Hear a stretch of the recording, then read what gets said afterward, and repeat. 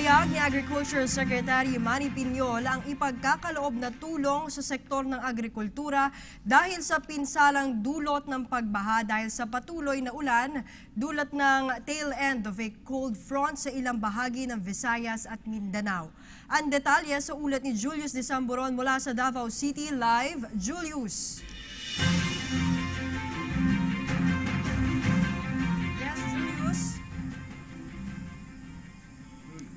Ria, inabot ng matinding pagbaha ang ilang lalawigan dito sa Mindanao dahil ito sa walang tigil na pag-uulan. Daang milyong pisong inisyal na halaga sa sektor ng agrikultura, livestock at sa infrastruktura. Yan po yung sa pinsala ang naitala.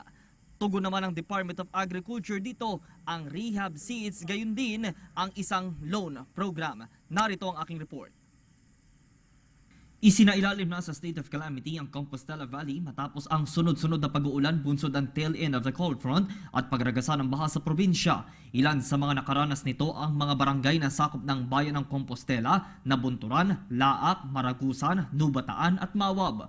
Batay sa pinakahuling datos ng Municipal Disaster Management Office, Department of Public Works and Highways at Department of Agriculture, umabot na sa higit 492 million pesos ang pinsala sa infrastruktura, agrikultura at livestock. Sa sektor ng agrikultura pa lang, nasa 363 million pesos na ang estimated damage. Apektado ang nasa 6,000 hektare ng lupain at 5,500 magsasaka. Sa Carmen, Davao del Norte naman, tinatayak na sa 50,000 hektare ng farmlands ang lumubog sa baha. Napaulat din ang nasa 64 na milyong pisong inisyal na halaga ng pinsala sa farming community sa Davao Region, habang 125 million pesos naman sa kaparehong sektor sa Caraga Region. Sa eksklusibong panayam ng PTV News kay Agriculture Secretary Manny Piñol, sinabi nitong hindi pinapabayaan ng pamahalaan ang mga nasalantang pamilya mula sa mga ipinapaabot na relief goods, gayon din sa rehab seeds na ipinamimigay sa mga apektadong magsasaka.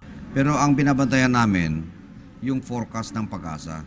Kasi ang danger dyan, baka bigla kami magbigay ng bini at saka kung anong interventions pa. And then magtanim yung farmers and then biglang babagyo uli o biglang babaha uli.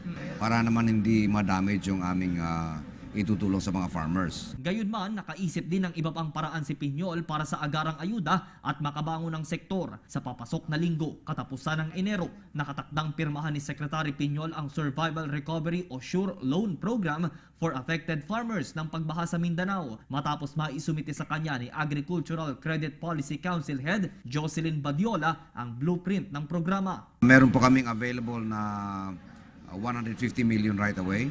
As soon as I am able to sign the document which would start the loaning program, bababa na yung mga tao natin sa disaster areas and validate the farmers right away. Entitled siya to a 2-package loan. Ang unang package yung survival package. Sisiguruhin namin na may makain siya. So initially ang proposal ko is about 10,000 pesos na ang kalahati nun bigas sa mga delata. And the other half would be cash, no?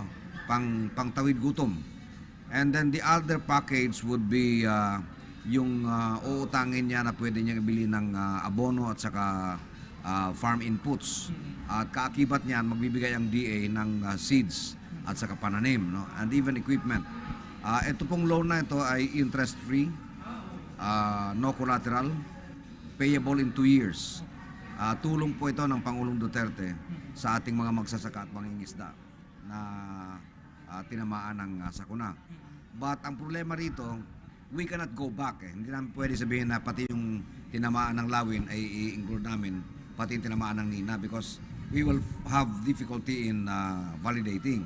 Naniniwala si Piñol na sa ilalim nito ay maibabalik ang dignidad ng mga dating itinuturing lamang daw na neglected members of the society na siyang adhikain nilang dalawa ni Pangulong Rodrigo Duterte na iangat ang kabuhayan ng iba't ibang sektor ng lipunan at makilalang nagkakaloob ng available and affordable food sa mga Pilipino.